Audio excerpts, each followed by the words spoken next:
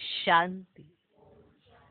आज की तारीख है 23 दिसंबर 2020।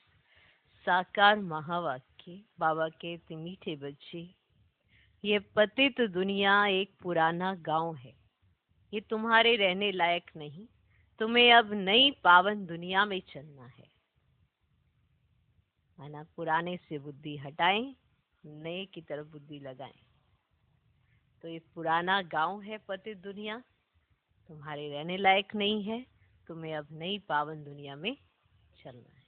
आज का प्रश्न, बाप अपने बच्चों को उन्नति की कौन सी एक युक्ति बताते हैं? जिसने ये युक्ति लगा ली वो निश्चिंत रहे। बाप अपने बच्चों को उन्नति की कौन सी एक युक्ति बताते हैं? जिसने ये उन्नति की युक्ति लगा ली वो निश्चिंत रहे, और उसका जीवन वैसे भी निश्चिंत हो जाता है जो ये वाली युक्ति लगा लेता है। बाप अपने बच्चों को उन्नति की कौन सी एक युक्ति बताते हैं? अगर आप उन्नति को पाना चाहते हैं तो ये वाली युक्ति लगा लो, बस फिर निश्चिंत हो जाओ। उन्नति ही उन्नति है। वो छोटी सी युक्ति है, बस एक बार ये संकल्प करना है, उसके बाद उन्नति ही उन्नति है। इसमें कोई मेहनत भी नहीं है ना। मेरा अनुभव तो यही कहता है कि इस युक्ति में कोई मेहनत नहीं है, सिर्फ ये संकल्प पक्का करना है तो उन्नति ही उन्नति है। अब आप सोचो, उन्नति हर कोई चाहता है, पर युक्ति कोई कोई लगाता है। अब वो युक्ति अगर लगा दी तो उन्नति ही उन्नति है ना। आगे ही बढ़ते जाएंगे, पीछे नहीं हट सकते। और जीवन में कोई भी कठिनाई आएगी, बिल्कुल निश्चिंत रहेंगे। मेरे जीवन की यही एक युक्ति है जो उन्नति का आधार है।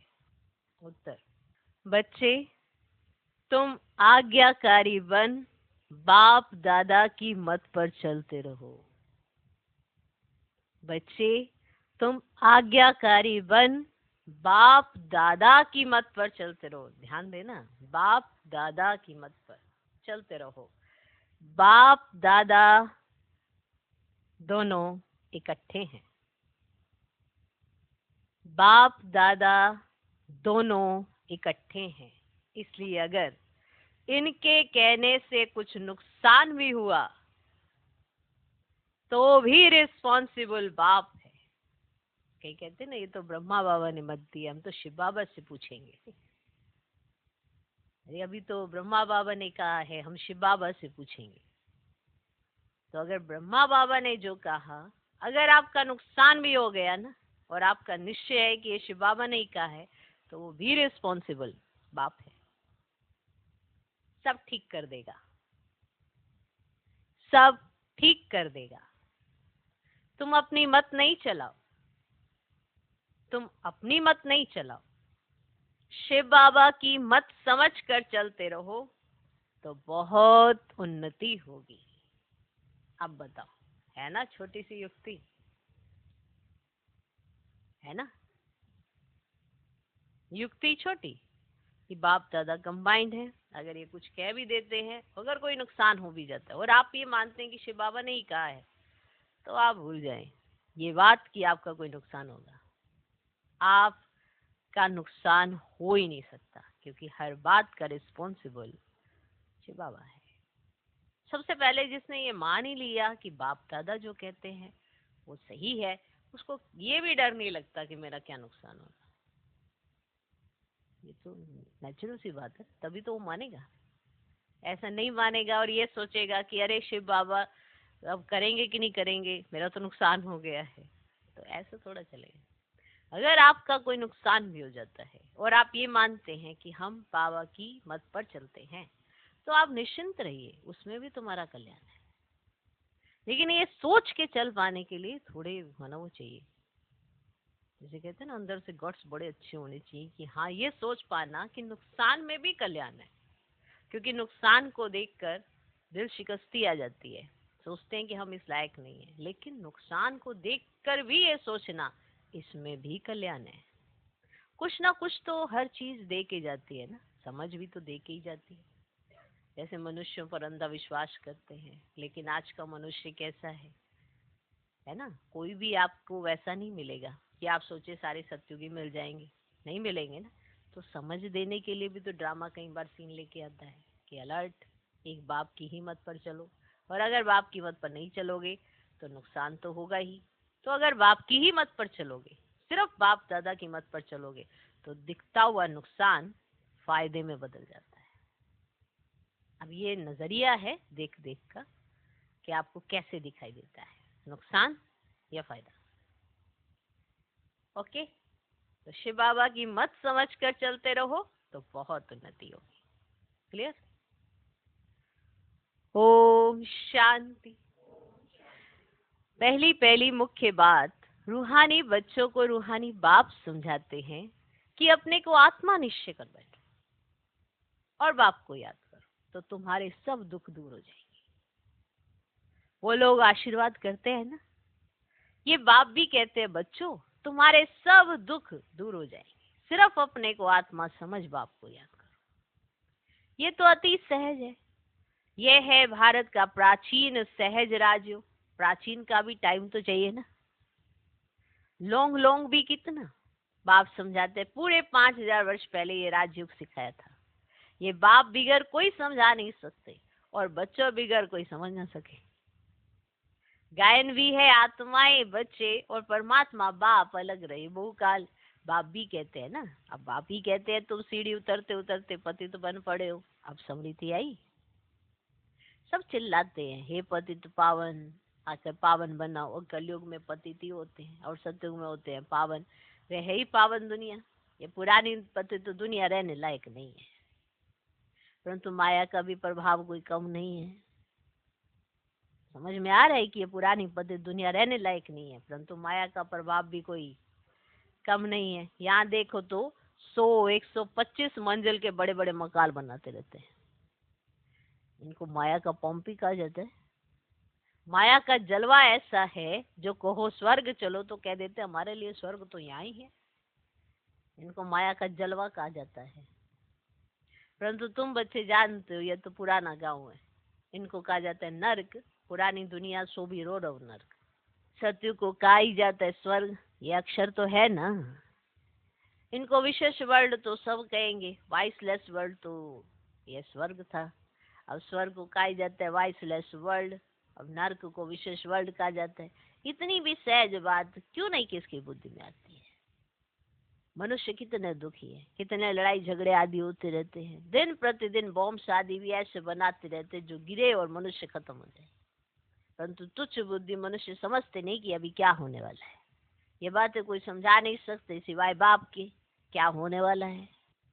पुरानी दुनिया का विनाश होना और नई दुनिया की स्थापना भी गुप्त हो रही है। तुम बच्चों को कहा ही जाता है ना गुप्त वॉरियर्स। कोई समझते है क्या कि तुम लड़ाई कर रहे हो। तुम्हारी लड़ाई है ही 5 विकारों से। अब सबको कहते हो पवित्र बनो, एक बाप के बच्चे हो ना। अब प्रजापिता ब्रह्मा के बच्चे तो सब भाई बहन हुए ना।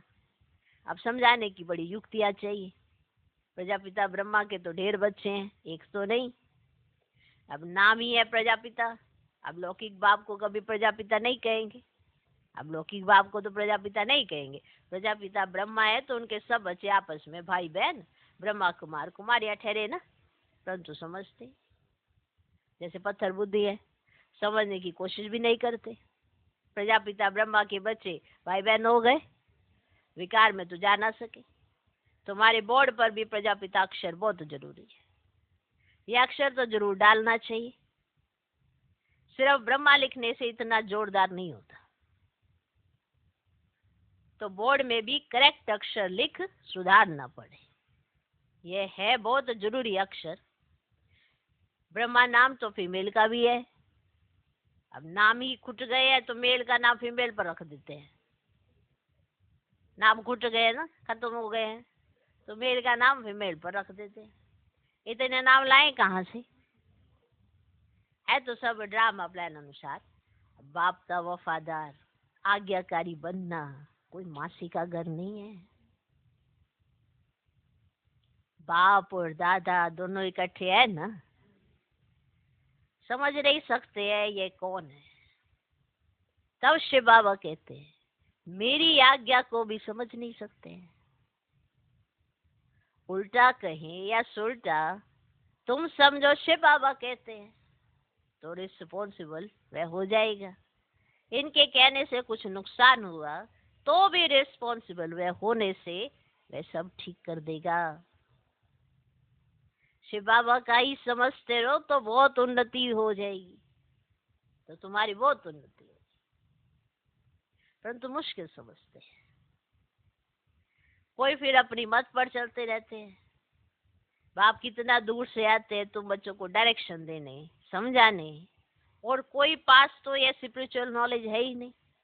सारा दिन ये चिंतन चलना चाहिए क्या लिखे जो मनुष्य समझे। ऐसे ऐसे सीधे अक्षर लिखने चाहिए जो मनुष्य की दृष्टि पड़े। तुम ऐसा समझाओ जो कोई प्रश्न पूछने की दरकार ही ना पड़े। बोलो बाप कहते अपने को आत्मा समझ मुझे याद करो तो सब दुख दूर हो जाएंगे। जो अच्छी रीति याद करेंगे वही ऊंच पद पाएंगे। ये तो सेकंड की बात है। मनुष्य क्या क्या पूछते रहते हैं, तुम कुछ भी नहीं बताओ। मनुष्य क्या क्या पूछते रहते, तुम कुछ भी नहीं बताओ। बोलो जास्ती पूछो मत। पहले एक बात निश्चय करो, प्रश्नों के जास्ती जंगल में पड़ जाएंगे तो फिर निकलने का रास्ता मिलेगा नहीं। जैसे फागी में मनुष्य मूंझ जाते हैं तो फिर निकल नहीं सकते, यह भी ऐसे है।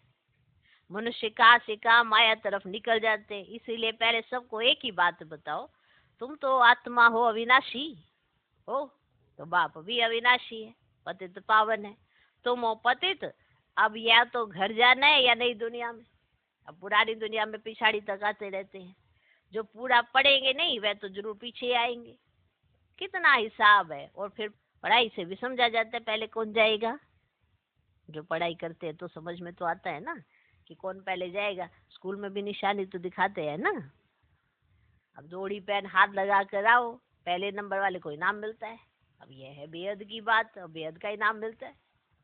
बाप कहते याद की यात्रा करो, दैवी गुण धारण करने हैं, सर्वगुण संपन्न यहाँ बनना है। इसीलिए बाबा कहते चार्ट रखो, याद की यात्रा का भी चार्ट रखो तो पता पड़ेगा कि हम फायदे में है या घाटे में।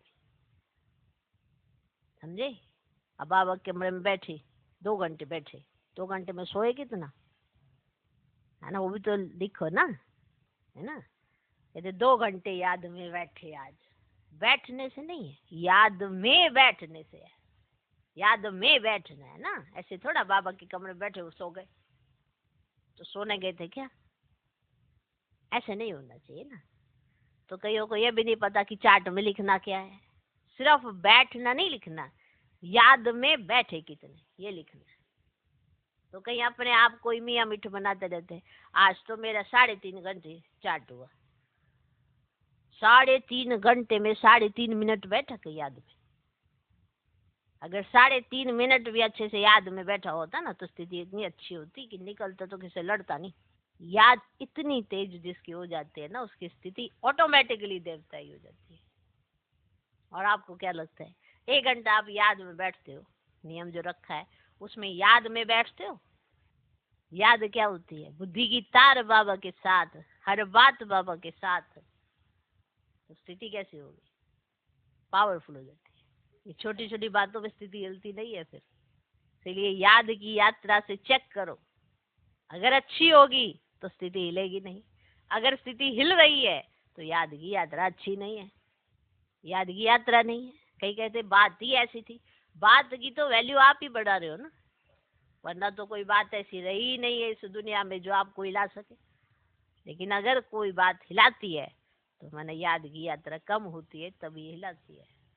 वो तो चाहे हम हो, चाहे आप हो, चाहे कोई भी हो, कोई भी हो, चाहे हम ही हो, हमें भी कोई बात तब हिलाएगी जब याद की यात्रा कम हो जाएगी और वो बात हावी हो जाएगी, तभी तो स्थिति हिलेगी।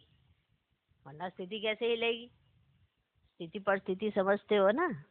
तो बताओ, चार्ट लिखना किसे कहते। चार्ट लिखना खुद को ऐसे नहीं कि 4 घंटा याद में बैठा, 3 घंटा याद में बैठा, आज मेरी याद 3 घंटा रही। 3 घंटे में कितनी देर रही, वो आपको अपने आप में सच्चाई से लिखना है।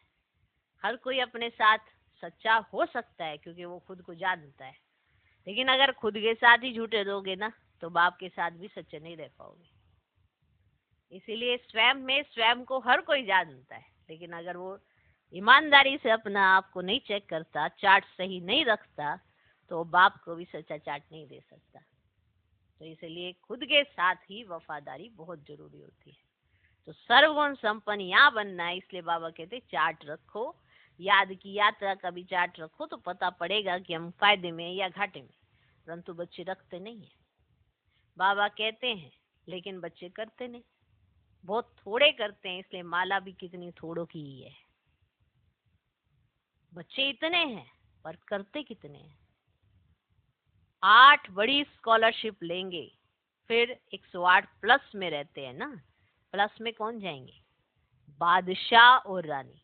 बहुत जरा सा फर्क रहता है, क्योंकि उनके करने का प्रोसीजर जो होता है 8 का, वो तुरंत का होता है, और बाकी का प्लस में। तो बाप कहते पहले अपने को आत्मा समझो और बाप को याद करो, यही है याद की यात्रा। बस यही बाप का मैसेज देना है। टिक टिक करने की दरकार नहीं, मन मना भाव देखे सब संबंध छोड़ पुरानी दुनिया में सबका बुद्धि से त्याग करना है, क्योंकि अब वापस जाना है, अशरीरी बनना है।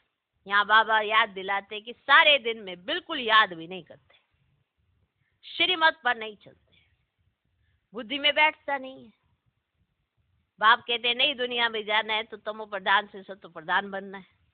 बाबा ने हमको राज्य भाग्य दिया, हमने फिर ऐसे गवाया 84 जन्म लिए। लाखों वर्ष की तो बात ही नहीं। बहुत बच्चे अलग को ना जानने के कारण फिर बहुत प्रश्न पूछते रहते हैं। बाप कहते पहले मामे कम याद करो तो पाप कट जाए, और दैवी गुण धारण करो तो देवता बन जाएंगे। और कुछ पूछने की दरकार ही नहीं। याद करो, पाप कटेंगे, दैवी गुण धारण होंगे, देवता बनेंगे, कुछ पूछने की दरकार नहीं। अलफ ना समझ बेते की तिक तिक करने से खुद भी मूंझ पड़ते हैं, फिर तंग हो पड़ते हैं। बाप कहते पहले अलफ को जानने से सब कुछ जान जाएंगे। बहुत सिंपल सा प्रोसीजर है। अलफ को जान लो, आप सब कुछ ऑटोमेटिकली जान जाएंगे। मेरे द्वारा मेरे को जानने से तुम सब कुछ जान जाएंगे, बाकी जानने का कुछ रहेगा ही नहीं। इसलिए 7 रोज रखे जाते हैं। 7 रोज में बहुत समझ सकते हैं, परंतु नंबरवार समझने वाले होते हैं। कोई तो कुछ भी समझते नहीं, वे क्या राजा रानी बनेंगे? एक के ऊपर राजाई करेंगे क्या? एक के ऊपर एक ऐसे राजाई करेंगे क्या? हर एक को अपनी प्रजा बनानी है, टाइम बहुत वेस्ट करते हैं। बाप तो कहते हैं बेचारे हैं, भल कितने भी बड़े बड़े मर्तबे वाले हैं, परंतु बाप जानते हैं यह तो सब कुछ मिट्टी में मिल जाना है, बाकी थोड़ा समय। विनाश काले विपरीत बुद्धि वालों का तो विनाश होना है। हम आत्माओं की प्रीत बुद्धि कितनी है वे तो समझ सकते हैं। कोई कहते हैं 1-2 घंटे याद रहती है। क्या लौकिक बाप से तुम 1-2 घंटा प्रीत रखते हो? बताओ। तो बाबा को ऐसे कैसे कहते हो 1-2 घंटे याद रहती है बस? क्या लौकिक बाप से 1-2 घंटा प्रीत रखते हो? उनकी तो बातें याद रखते हो, उन्होंने ये किया, मेरे लिए ये किया। ये याद करते करते उनके प्रति भावनाएं आ जाती है। तो सारा दिन बाबा बाबा करते रहो। जैसे लौकिक बाप के लिए कैसे दोहराते हो ना, ऐसे सारा दिन भी तो बाबा बाबा करते रहो। यहाँ भर बाबा बाबा कहते हैं, परंतु हड्डी प्रीत थोड़ी है। बार बार कहते हैं शिव बाबा को याद करते रहो। सच सच याद करना है, चालाकी चल ना सके। बहुत है जो कहते हैं हम तो शिव बाबा को बहुत याद करते हैं, फिर तो वह उड़ने लग पड़े। बाबा बस हम तो जाते हैं सर्विस पर बहुतों का कल्याण कर। जितना बहुतों को पैगाम देंगे उतना याद में रहेंगे। बहुत बच्चियां कहती है बंधन है। अरे बंधन तो सारी दुनिया को है, बंधन को युक्ति से काटना है, बंधन को युक्ति से काटना है। युक्तियां बहुत है। समझो कल मर पड़ते हैं, फिर बच्चे कौन संभालेंगे? बताओ, कल मर गए तो बच्चा कौन संभाले? तब भी तो पल ही जाएंगे, बंधन खत्म, निर्बंधन हुए, बच्चा अपना पलेगा, तुम आगे बढ़ेंगे। ऐसे ही तो होता है ना। फिर तुम्हारा बच्चा कौन संभालेगा? जरूर कोई ना कोई संभालने वाले निकल पड़ेंगे। अज्ञान काल में तो दूसरी शादी कर लेते हैं। इस समय तो शादी भी मुसीबत है। किसको थोड़ा पैसा देकर बोलो बच्चों का संभालो। तुम्हारा ये मर्जी हुआ जन्म है ना, जीते जी मर गए फिर पीछे कौन संभालेगा? तो जरूर नर्स रखनी पड़े। पैसे से क्या नहीं हो सकता है, बंधन मुक्त तो जरूर बनना है। इतनी युक्ति है, यूज करो ना। पर यूज ही नहीं करते, सोचे कैसे करे, क्या ना करे, ऐसे ना करे, क्या करेंगे वो करेंगे, बस ऐसे में बुद्धि चली। युक्ति है, यूज करो, मुक्ति पाओ। सर्विस के शौक वाले आप ही भागेंगे, उनको आप ही युक्ति आ जाती है, ऐसे करना है, ऐसे करना है, बस दुनिया से मर गए ना। या तो बाप कहते मित्र संबंधियों आदि का भी उद्धार करो, सबको पैगाम देना है मन मना भव का, तो तमो प्रधान से सतो प्रधान बन जाए। ये बाप ही कहते हैं, और तो ऊपर से आते हैं, उनकी प्रजा भी उनके पिछाड़ी आती रहेगी। जैसे क्राइस्ट सबको नीचे ले आते ना, नीचे बाड़ बजाते बजाते जब अशांत होते तो कहते हमको शांति चाहिए। बैठे तो थे शांति में, ऊपर से नीचे आए, बैठे थे ना शांति में, फिर प्रिसेप्टर पिछाड़ी आना पड़ता है, फिर कहते हे पतित पावनाओ, कैसा खेल बना हुआ है। वे अंत में आकर लक्ष्य लेंगे।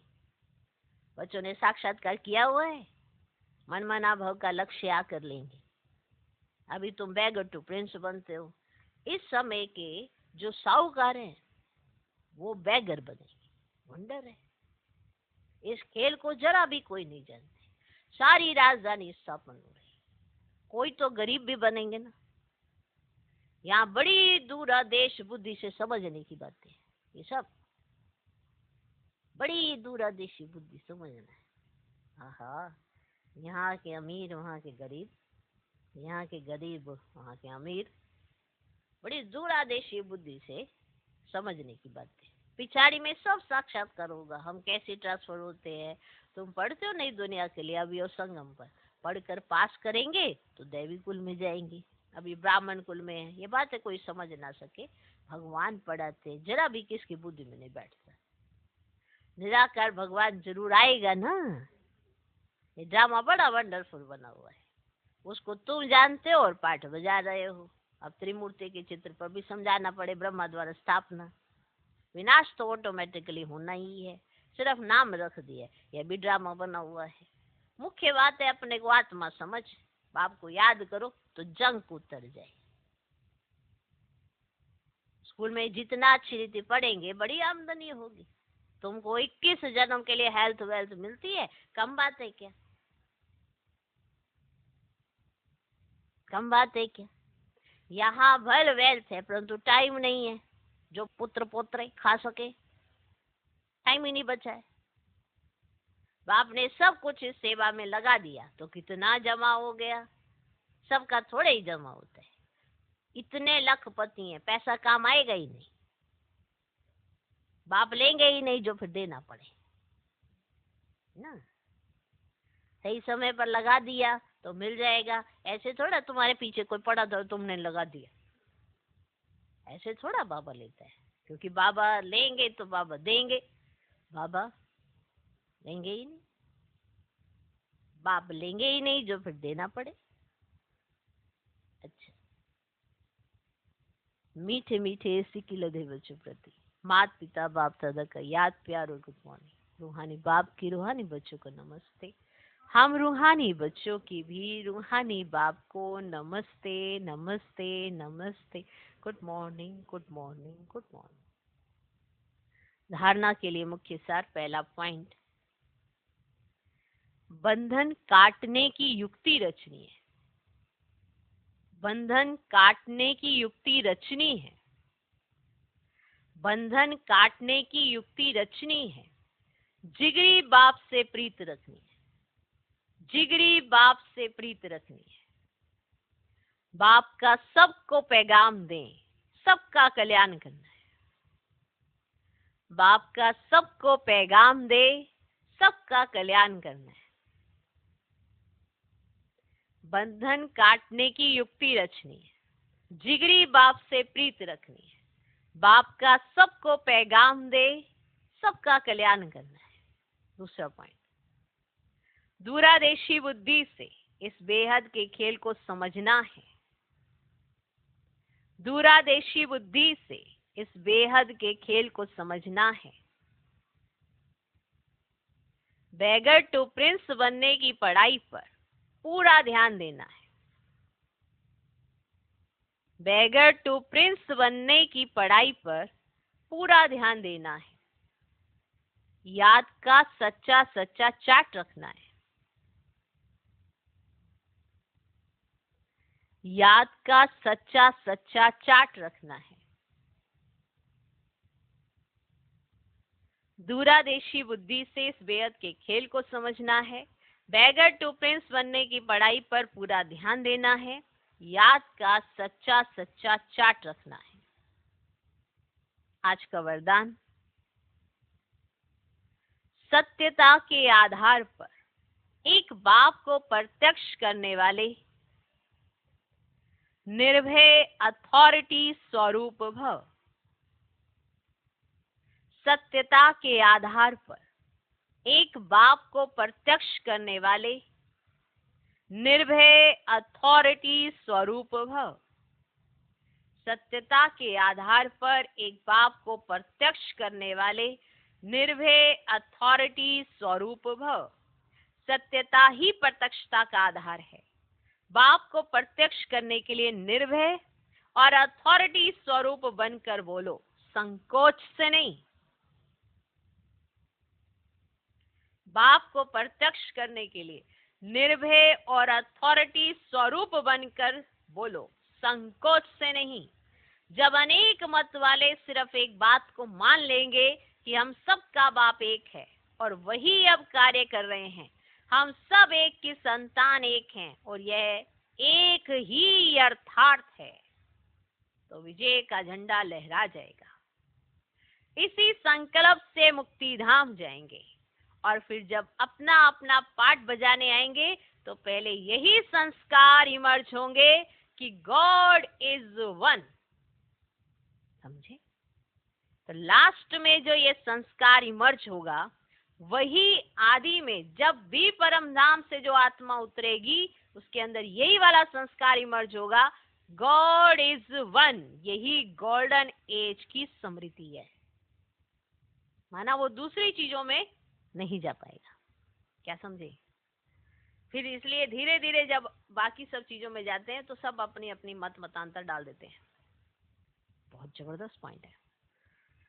तो सत्यता ही प्रत्यक्षता का आधार है। बाप को प्रत्यक्ष करने के लिए निर्भय और अथॉरिटी स्वरूप बनकर बोलो, संकोच से नहीं। जब अनेक मत वाले सिर्फ एक बात को मान लेंगे कि हम सबका बाप एक है और वही अब कार्य कर रहे हैं, हम सब एक की संतान एक है और यह एक ही यथार्थ है, तो विजय का झंडा लहरा जाएगा। इसी संकल्प से मुक्ति धाम जाएंगे और फिर जब अपना अपना पार्ट बजाने आएंगे, जब अपना अपना पार्ट बजाने आएंगे तो पहले यही संस्कार इमर्ज होंगे कि गॉड इज वन। इसलिए सब धर्म की आत्माएं जब भी, माना वो जो धर्म स्थापक आते हैं ना, उनके अंदर ये वाला संस्कार इमर्ज होगा कि उन्हें एक ही मैसेज देना है, क्या? God is one. यही गोल्डन एज की स्मृति है। फिर लास्ट में जाके सबके अंदर यही वाला संस्कार डलेगा कि गॉड इज वन। हम सब एक घर से आए हैं और हम सबका बाप एक है। बहुत बढ़िया। आज का स्लोगन, सहन करना ही स्वयं के शक्ति रूप को प्रत्यक्ष करना है। सहन करना ही स्वयं के शक्ति रूप को प्रत्यक्ष करना है। कहीं सहन शक्ति को, माना सहन करने को कमजोरी समझते हैं। कहते हैं ये देखो इन्हें बार बार सहन, ये बड़े कमजोर है ना, इसलिए ये सहन कर लेते हैं। लेकिन जो सहन करता है उसके अंदर इतनी शक्ति है, तभी वो सहन कर पाता है। क्योंकि सहन शक्ति अपने आप में सबसे बड़ी शक्ति है और ये सबको प्राप्त नहीं होती है। इसलिए जिसने ये समझ लिया कि अपने शक्ति रूप को प्रत्यक्ष करने के लिए सहन करना आना चाहिए, और जिसको सहन करना आता है उसके अंदर बहुत शक्ति है और वो समय पर प्रत्यक्ष हो ही जाता है।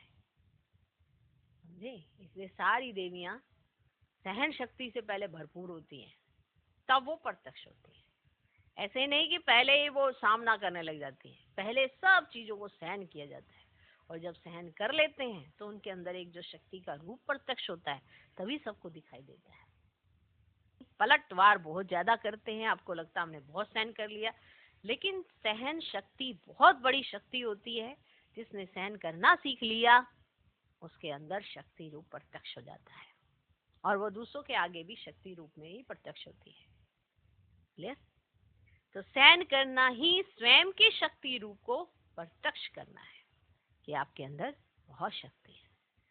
ओम शांति, ओम शांति।